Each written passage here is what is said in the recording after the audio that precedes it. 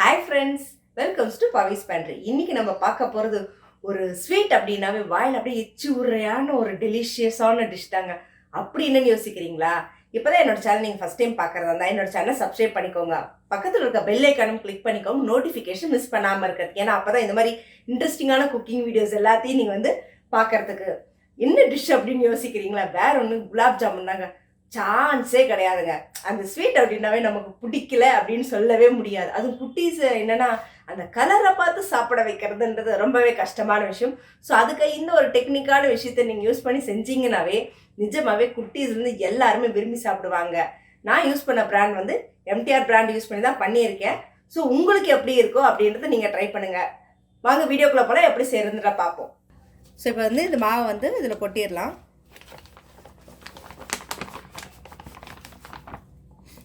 இதில் இந்த கட்டியெல்லாம் இல்லாமல் ஃபஸ்ட்டு உடச்சி விட்டுக்கோங்க.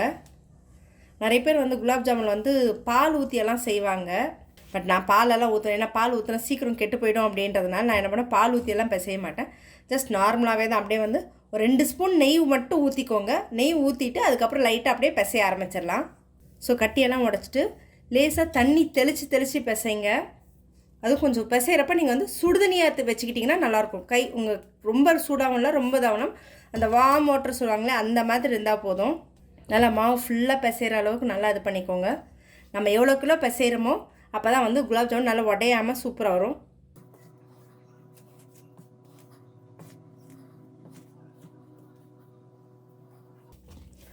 இந்த மாதிரி நல்லா டைட்டாக பிசைஞ்சுக்கோங்க. எவ்வளோ கிலோ இறுக்கமாக பிசைகிறீங்களோ அப்போ தான் வந்து குலாப் ஜாமுன் வந்து நல்லா உடையாமல் இதாகி வரும். இல்லை நீங்கள் சாப்பிட்டு ஒரே வாரத்தில் காலி பண்ணிவிட மேடம், எங்களுக்கெல்லாம் ஒரு 2 நாள் கூட தாங்காது, அவ்வளோதான் எங்களுக்கெல்லாம் அப்படின்னா நீங்கள் தாராளமாக பால் ஊற்றியே நீங்கள் பிசைஞ்சிக்கலாம். அது உங்களோட ஆப்ஷன் தான். இந்த ஸ்டேஜில் ஒரு 2 ஸ்பூன் நெய் இல்லைனா எண்ணெய் யூஸ் பண்ணிக்கோங்க. ஏன்னா அப்போ தான் வந்து அந்த மேலே ட்ரை ஆகாமல் இருக்கணும். மாவு பிசைஞ்சது ட்ரை ஆச்சு அப்படின்னா உங்களுக்கு வந்து சீக்கிரம் வந்து வெடிப்புட ஆரம்பிச்சிடும். நல்லா போட்டு பிசைஞ்சு ஃபுல்லாக அப்படியே கோட் பண்ணி மூடி வச்சுருங்க.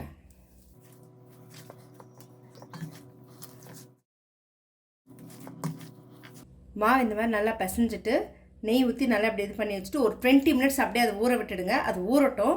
அது ஊறுறதுக்கும் நம்ம வந்து ஜீராவை ரெடி பண்ணிடுவோம்.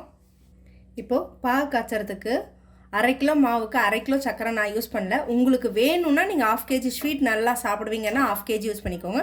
நான் ஒரு 400 கிராம் மட்டும்தான் யூஸ் பண்ண போகிறேன். ஸோ இப்போ இன்னொரு 1 கப் 400 கப் கிட்ட போட்டுடலாம். இப்போது அடுப்பை பற்ற வச்சுட்டு இதில் அதே 400 கிராம் தண்ணி ஆட் பண்ணிக்கோங்க. ஏன்னா வந்து ஜீரா அப்போ தான் வந்து நல்லா இதாகும்.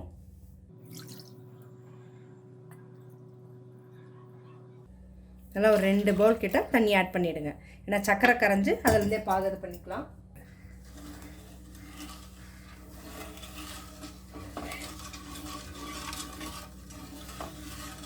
நல்லா கரையட்டும்.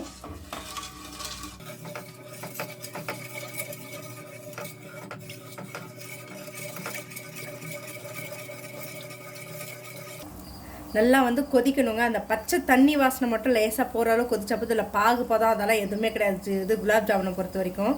ஸோ நல்லா கொதிக்க விடுங்க. நல்லா இந்த கொதிக்கிற இந்த ஸ்டேஜில் வந்து ஒரு சிட்டிக்கிற அளவுக்கு நீங்கள் ஏலக்காய் பவுடர் போட்டுட்டிங்கன்னா அந்த வாசனையோடு நல்ல எசன்ஸ். ஒரு சிலர் வந்து வெள்ளினா எசன்ஸ்லாம் ஆட் பண்ணுவாங்க. அது உங்களோட சாய்ஸு. வேணும்னா நீங்கள் அதை ஆட் பண்ணுறதுனால நீங்கள் ஆட் பண்ணிக்கலாம்.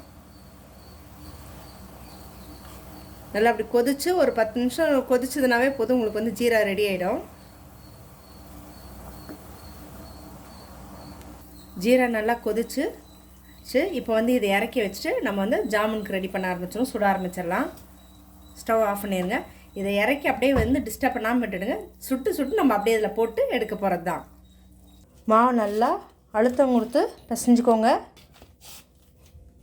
ஏன்னா எவ்வளோக்கெவ்வளோ அழுத்தம் கொடுத்து பிசைகிறோமோ அப்போ தான் வந்து குலாப் ஜாமுன் நல்லாயிருக்கும். இந்த மாதிரி குட்டியாக எடுத்து நல்லா உருட்டும் போது நல்லா இப்படி அழுத்தம் கொடுத்து உருட்டும் உள்ளங்கையில் வச்சு சுற்றி அந்த உடையாத மாதிரி வரணும். பார்த்திங்கன்னா நல்லா அப்படி முழுசாக இருக்கிற மாதிரி. ஸோ இந்த மாதிரி உருட்டிக்கலாம். உருட்டியை தனியாக ஒரு பிளேட்டில் வச்சுருவோம். இப்போது நல்லா கையில் எடுத்து இப்படி நல்லா கையில் அழுத்தம் கொடுத்து நல்லா இப்படி உருட்டினீங்கன்னா நல்லா உருண்டையாக வந்துடும். எந்த அளவுக்கு நீங்கள் அழுத்தம் கொடுத்து இது பண்ணுறீங்களோ அப்போ தான் வந்து குலாப் ஜாமுன் வந்து நல்லா உடையாமல் விரிசல் விடாமல் சூப்பராக வரும். ஸோ மொத்தமாகவே வந்து உருட்டி எடுத்துக்கலாம். இப்போ வந்து எல்லாத்தையுமே நல்லா வந்து உருட்டி எடுத்துக்கிட்டோம். பாருங்கள் நல்லா அப்படியே முழுசாக இருக்குது. ஸோ இப்போ வந்து எண்ணெயில் போட்டு பொரிச்சு எடுக்கிறதாங்க நம்மளோட வேலை. வாங்க இப்போ எண்ணெயில் போட்டு பொரிக்க ஆரம்பிக்கலாம். இப்போது அடுப்பத்தை வச்சு எண்ணெய் காய வச்சுருக்குறோம். எண்ணெய் காஞ்சிச்சான்னு செக் பண்ணதுக்கு இந்த மாதிரி ஃபஸ்ட்டு டைம் நீங்கள் இப்போ தான் வந்து இந்த மாதிரி விஷயத்தெல்லாம் செய்கிறீங்க அப்படின்போது இந்த மாதிரி சின்னதாக உருட்டி அப்படி எண்ணெயில் போட்டு பாருங்கள். போட்டு வந்து அடியில் இப்படி உட்காரக்கூடாது, டக்குன்னு அப்படியே வந்து மேலே எலும்பி வரணும். இந்த மாதிரி பொரிஞ்சு மேலே வந்துருச்சு அப்படின்னா எண்ணெய் வந்து நல்லா காஞ்சிருச்சுன்னு அர்த்தம். போட்டதுமே அப்படி வந்து மேலே வந்துருச்சுன்னா எண்ணெய் நல்லா காஞ்சிருச்சுன்னு அர்த்தம். இப்போ நம்ம வந்து உருட்டி வச்சு குலாப் ஜாமுனை போட்டு பொரிக்க ஆரம்பிச்சிடலாம். ஃப்ளேம் வந்து மீடியம்லேயே வச்சுக்கோங்க. அதாவது முடிஞ்ச அளவுக்கு மீடியம் ஃப்ளேம்லேயே வச்சு செய்யுங்க. ஏன்னா ஃபுல் ஃப்ளேம் வச்சிங்கன்னா தீஞ்சிரும். தீஞ்சிருச்சுன்னா உள்ளே வேகாது. ஸோ இப்போ வந்து உருட்டி வச்சுருக்கிறது எல்லாத்தையும் நம்ம இதில் வந்து போட ஆரம்பிச்சிடலாம். கரண்டி எடுத்துருங்க போடுறப்போ. ரொம்ப வேகமாக போடாதீங்க, போட்டிங்கன்னா தெறிக்க ஆரம்பிக்கும். அதனால் வந்து கொஞ்சம் பொறுமையாக நிதானமாக போட்டுக்கோங்க ஒன்றுன்னா. அதே போல் கடாய் ஃபுல்லாக போடாதீங்க, ஏன்னா அது பொரிஞ்சதுன்னா கொஞ்சம் நல்லா பெருசாக உப்பும். அதனால் வந்து கடாய் ஃபுல்லாக போடாமல் பாதி அளவுக்கு வரைக்கும் போட்டுக்கோங்க. ஏன்னா அப்போ தான் உங்களுக்கு வந்து நல்லா வேகும். பாருங்கள் போட்டதுமே அந்த எண்ணெய் வந்து அப்படியே பெருசாக இதாகிற மாதிரி ஆகுது இல்லைங்களா. அதுக்காக எப்பவுமே போட்டதுமே வந்து எண்ணெயை வந்து சிம்மில் வச்சு போடணும்னு சொல்கிறது. இதே பாருங்கள் குட்டியாக போட்டோம், ஆனால் வந்து நல்லா பொரிஞ்சு பெருசாக தான் இருக்குது.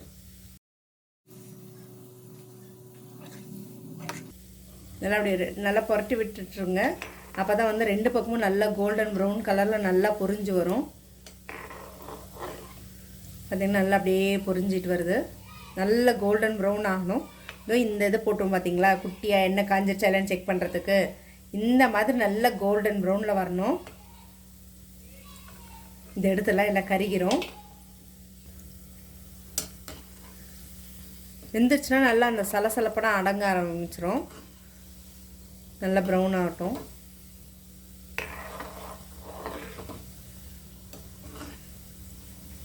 மெயினே வந்து குலாப் ஜாமுன் நீங்கள் எந்த அளவுக்கு அழுத்தம் கொடுத்து வந்து உருட்டுறீங்களோ இந்த மாதிரி நல்லா முழுசாக வருங்க. அப்போ தான் வந்து வெடிக்காமல் வரும்.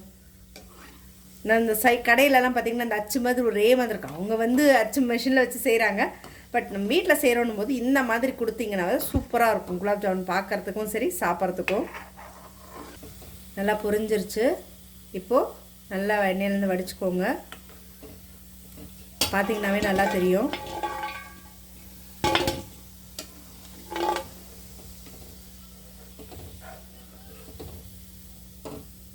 நல்லா இந்த மாதிரி முழுசாக வரணுங்க. அப்போ தான் வந்து சூப்பராக இருக்கும்.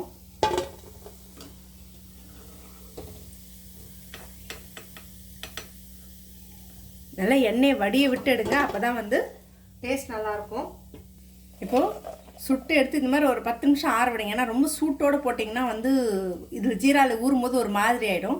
ஒரு 10 நிமிஷம் விட்டிங்கன்னா அந்த சூடு வந்து நல்லா போயிடும். லேசாக சூடு இருக்கும்போது இப்போ இதை வந்து நம்ம காய்ச்சி வச்சுருக்க ஜீராவில் போட்டுருவோம். நல்லா ஒரு 2 ஹவர்ஸுங்க. இந்த மாதிரி சுட்டு எல்லாத்தையுமே நீங்கள் இதில் தான் வந்து ஆட் பண்ண போகிறீங்க. ஒரு 2 ஹவர்ஸ் to 3 ஹவர்ஸ் நல்லா ஊறிச்சினாவே சூப்பராக இருக்கும். இல்லை நைட் ஃபுல்லாக நீங்கள் எப்போ சாப்பிட்ற வரைக்கும்னாலும் ஊற வச்சாலும் சூப்பராக இருக்கும். ஸோ சுட்டு கொஞ்சம் கொஞ்சமாக ஆற வச்சு தானே போடுறோம். எல்லாம் சுட்டு முடிக்கிற வரைக்கும் வெயிட் பண்ண வேண்டாம். சுட நீங்கள் ஒரு 10 நிமிஷம் விட்டு இப்படி போட்டு விட்டுட்டே வந்தீங்கன்னாக்கா சரியாக போயிடும். நம்மளுடைய சுவையான குண்டு முழு குலாப் ஜாமுன் ரெடி ஆகிடுச்சுங்க. எப்போவுமே நார்மலாக குலாப் ஜாமுன் மட்டும் சர்வ் பண்ணணும். இந்த மாதிரி இந்த கலரிங் எல்லாம் ஆட் பண்ணி, கலரிங்னா வேற ஒன்று, இந்த ஜெம்ஸு இந்த பல்லி மிட்டாயெல்லாம் இருக்கலாம், அதை இடித்து மேலே இப்படி போட்டு விட்டுனா பசங்களுக்கு பார்த்ததும் ஒரு கலர்ஃபுல்லாக அட்ராக்ஷன். ஏன்னா மோஸ்ட்லி பசங்க அந்த கருப்பாக இருந்துச்சுன்னா நிறைய பசங்க சாப்பிட மாட்டாங்க. குலாப் ஜாமுன் டேஸ்ட்டே பார்க்கலாம் வேணாம். இந்த மாதிரி கொடுத்தீங்கன்னா குலாப் ஜாமுன் நீங்கள் எவ்வளோ கொடுத்தாலும் வேணான்னு சொல்ல சூப்பராக சாப்பிடுவாங்க. ஸோ ட்ரை பண்ணி பார்த்துட்டு நீங்கள் உங்களோட கமெண்ட்ஸை கமெண்ட் பாக்ஸில் கொடுங்க.